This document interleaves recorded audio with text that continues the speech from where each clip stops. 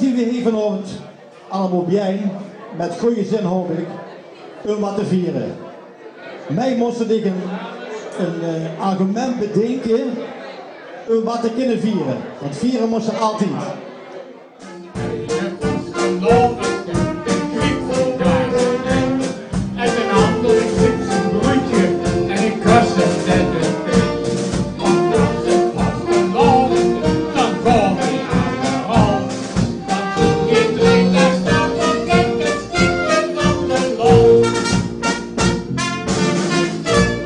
Allemaal hartstikke fijn, maar wat dan ook aan een broek, dat was een boek waar zowel tekst als de noten in stond, zodat die altijd voor de eeuwigheid bewaard zullen blijven.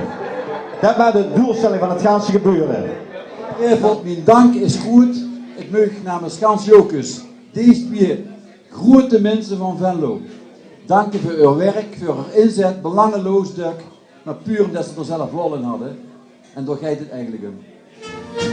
Dan hier de jong op een man, een aardig beetje kinderlier. En het hutje lang en steden dan zit ik knul, dan zoek voor hier.